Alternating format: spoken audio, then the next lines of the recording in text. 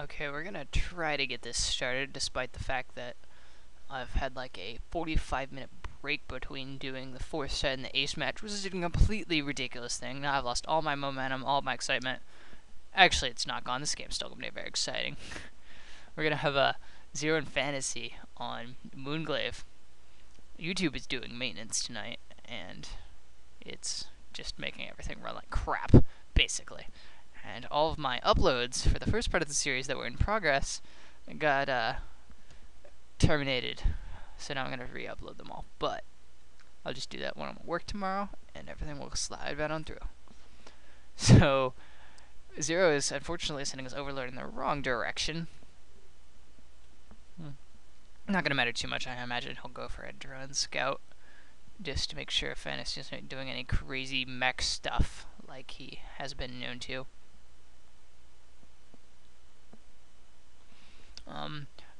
This has definitely been a trend recently. Bisu is not the ace of SKT. Bisu is only going to play in an ace match. I guess that's not entirely true. This map is very, well, bad for Protoss, basically, and you don't see a lot of Protoss playing on it.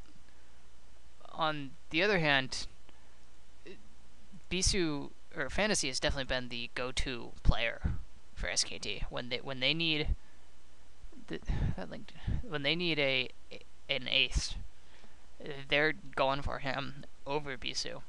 And we saw that in the Proleague finals when they used Fantasy to take down Jaedong, which turned out to be a very good decision for SKT. And I'm going to see hatchery coming up from Zero.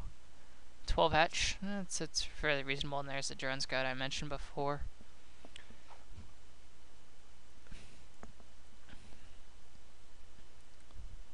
So, this is really annoying. They made new versions of all the Pro League maps from R1. So, if you try to look at them for stats, you get, well, nothing because no one's played on Neo Moonglaive. We need to go to regular type Moonglaive. Actually, that doesn't have good stats either. This is unfortunate. So, regular type Moonglaive doesn't have a single PvP mirror match, which shows you how much Protoss is played on it.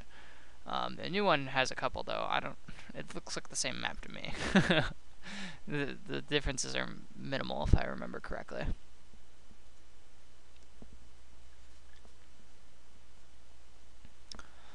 Still no gas coming up for Zero. We can see a little bit of his pull down there. And Fantasy is taking a page out of Flash's book, going for the 1 Rax into FE build that's just so dominating. Well, at least when Flash does it. Zero's throwing down a 3rd hatch. They're probably going to go for some 3rd hatch Mutalisk. And Fantasy's obviously getting the scout and everything. That was 3 hatch before gas. So, not aggressive at all from Zero. Yeah, and so Fantasy is just going to sit back and pump a couple Marines. It looks like he's even going to put down a bunker up front, which is I mean, I like that play because it's very safe, and having a bunker is still nice, even if as you transition to the late game, because you don't want to. It's hard for Mutalisk to harass that, whereas random Marines just get owned. But it looks like he's going to put down a supply depot for now anyway, and forego that bunker. He could still put one up. Obviously, there's not much threat of Zerglings at this point. There's only 2 at the front, and really there's none on the way, so. But I think at this point, Fantasy's probably going to be safe without the bunker. You can save that 100 minerals, put it towards a couple more Marines, more turrets, and it'll probably be better off for him.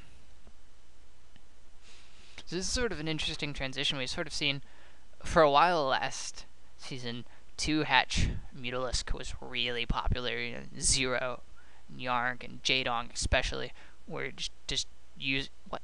What are those SCVs doing? Is that some sort of misset rally? I guess it was. Huh. So that's not so good for Fantasy, but I don't know how. I guess the 3 SUVs worth of mining time not happening. That's unfortunate. The pro level, you don't want to do things like that. Let's put it that way. But by no means does that really hurt Fantasy too terrible much. He's venturing out here with a couple Marines. There's not really a lot to oppose him, and he's keeping a couple more Marines back home to keep from backstab happening. So I think, yeah, he's forcing these creep colonies and Sunkens to come down from 0. I'm forcing 0 to waste minerals and drones. Scouting SCV is gonna go down momentarily because I believe that Sunken is up. Bam! Right in the face.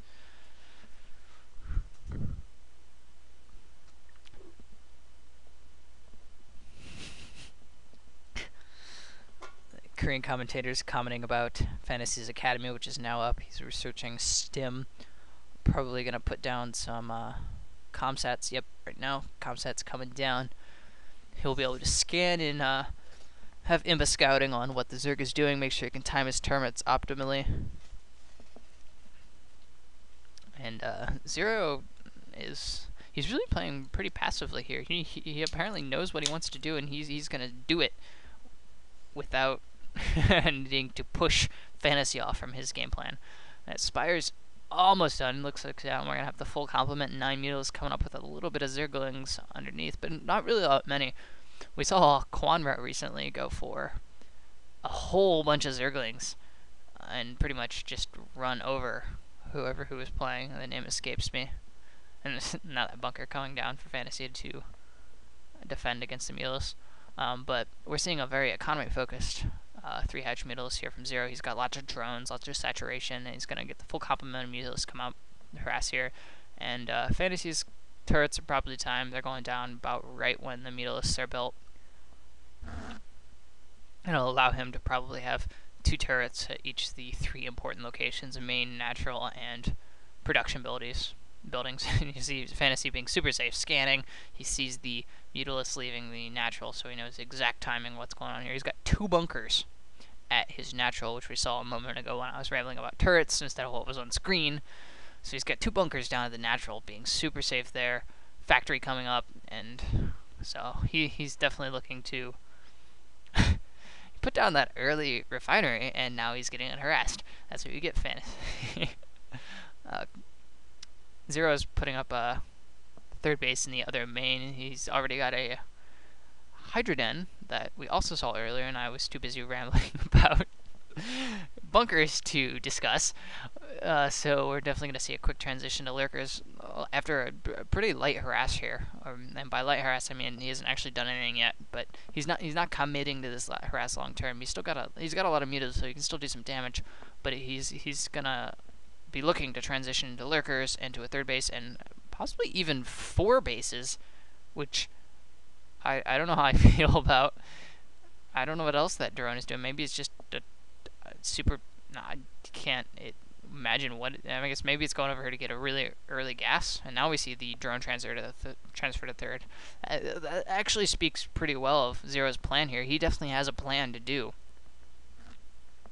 And whatever it is, it involves him taking the 3rd gas super early and having lots of it, which is obviously good. Mutalists finding a hole here to harass and try to slow down tech, slowing down supply depots, but not really that much happening. Ballsy lurkers morphing out in the middle of nowhere, not even blocking ramps or anything, because they don't need to be. There's no reason. And now we're seeing a 3-base hive coming up for 0. 0 hasn't gotten much done with these mutalists though, so we might see a pretty scary army from Fantasy coming out here pretty soon, unless 0 can do more harassment like that and get some nice unexpected little hits on them. And now he's going in with the Zerglings, and it's people going down both sides. Lurkers are coming up now from 0's 3rd.